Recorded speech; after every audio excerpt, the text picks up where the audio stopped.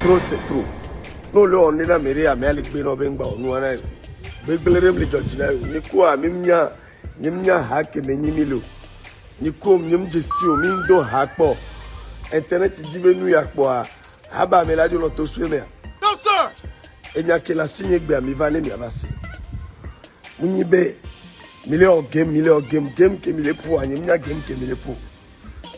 Game boy yo allo plete nyemle mi avec game momo et Victor et muni et viola signe le jume mva vie la préparer terrain et vigno la na ambiance ku jubu me tobe mia vivio coach gbandia de kola o ase vivi le juya ne mia mi le juya me eye mi nyanu ke mi la o le juya me eye mi egbebe nkeke me e kon allo enu négativité me agbele me apudia me asalia me amenancer me enu omi we a nami ne pele me egbele net di fia mi ame buburu mi le frustré le obode ni ndo ne pele tu me fio enu o keke pele créer jalousie anami enu o le créer jalousie anami mi ko ashko le mi acha mi asia donc afifia beri bebe ne be aze gbale odo alo ti be nu o gbale odo a e mi la gba no za poisonnement nu o cha amo konkume million noa le sona mi vite mi va le quoi mais en physique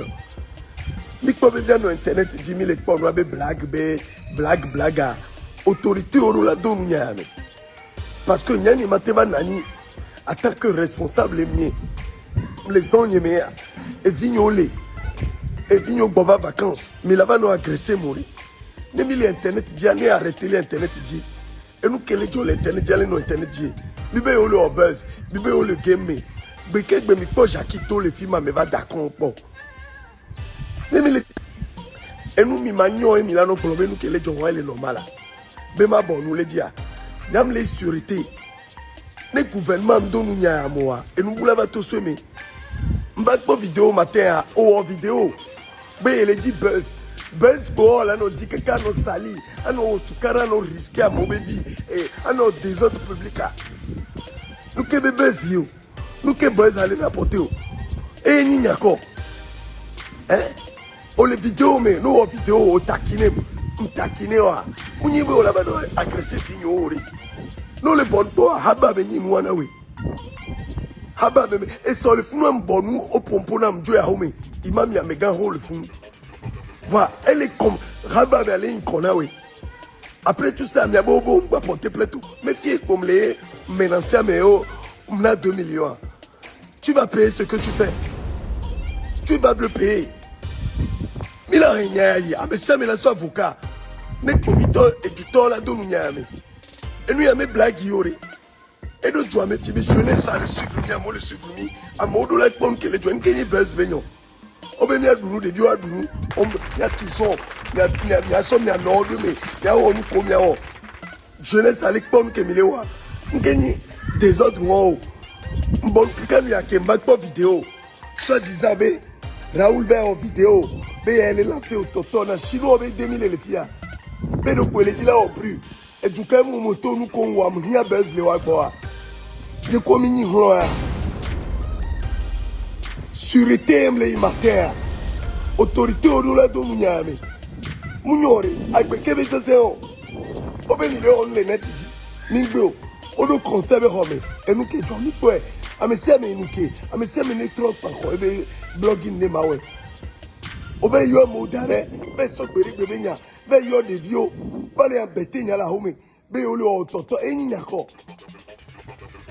amenyo mi enya amerique ma gbo me nya me baro e vinyo so le funu il est correct que vio de vio paniquer one no paniquer elle est menace de mort le vio elle est normale mais les menace de mort agressivité 10 ans d'emprisonnement 7 000 € d'amende et nous quoi haba me be système keo nyeko edo hali come nyeko mi school ya ameke eduquer ma ke eduquer ocha ole prometteur ko mi vale ya no gwa me ovo agbaba be abana magwo tonyo gbevu ma gbero no ko o gbevu ole ke da sim so ma nyaba kaka bonyi la hunyi mi ava no me lancema de ke mi le ko na faro et Victor mi dire via me 8 ans des vieux d'arrêt, des vieux les cons que les ouams, il y a des autres, les manos bonnes comme chaque temps. Dem don sende pe ngolo nami. Autorité au côté que suivre nama. Mais la donne n'y a jamais. Mais en asima au donami. Mon radio, mais t'es capable de mon radio, mais il va partager radio. Et quand il y a quoi? Belle sort, tonton, fille, ben bac pour vidéo, elle va aller agresser Vigno. Joris Sola au dos. Il y avait 100 d'affaires et nous te mettons au choix. J'ai un contrat avec Soko Juste, contrat avec Lofty, nos contrats, nous de questions blonnement. Au pion tchan sont verts au plus blanc. Mais il y a un petit peu de nous, mais ma oa, on va pas bien appeler carrière. Donc, elle sommet image et atteinte appelée en un. Et image blanc les après les gogoro l'internet a dit à moi les critiquer ma mec au chambre niveau comme deux ans. Et on les voté, on les bourre, nous on râle ça les roumains. On t'a de audace, les pompes continuent. Donc tout ça, il faut que ça s'arrête. Donc il est sûreté. Et du temps, on gagne buzz, ben embêtement, ouais. Dès que man au bureau, mais on l'a pas bon, que t'as la dans les vidéos, 5 d'affaires. Sur Google, net tapé www 100 d'affaires, il y a des arrêts 100 d'affaires. À mon le soir faire 20 000 euros. Il avait nos désordres. Et nous, il y a ma agression. Et il y a des gens pour la mer. L'homme est bien, il est en noir. Et nous, vous dire, et nous, vous mettez l'eau.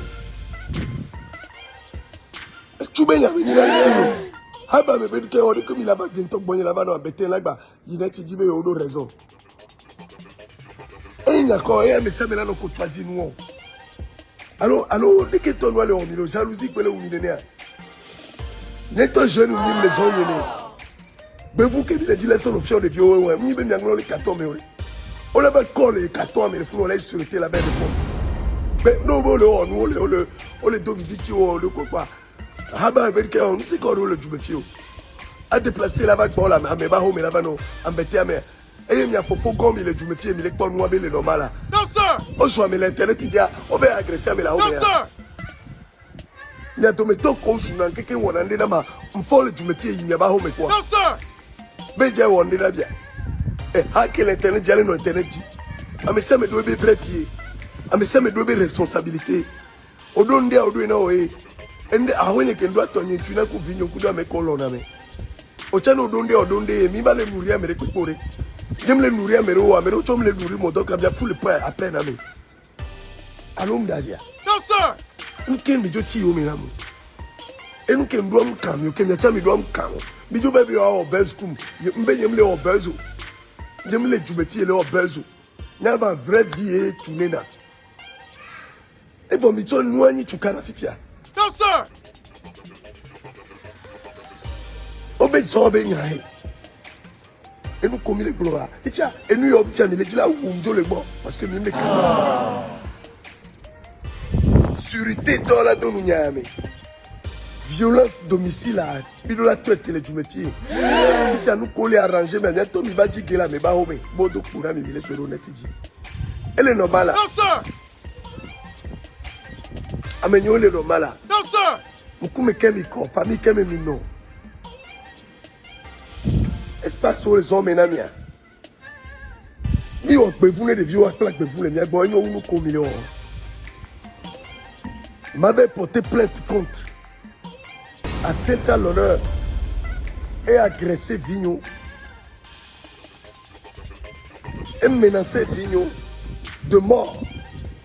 Elle a répondu mais nous que me les diani ma quoi les bébés mais qu'un peu tout 20 millions pour alors que si les bébés les terminés nous suivons les mains de Dieu à la chrono et c'est tout là où on dans les métiers ce genre procureur avocat là où on d'assaut avocat ne et que les si mes chrono ne m'avait répondre ça veut dire quoi ça bonne soirée l'ami y'a de le loi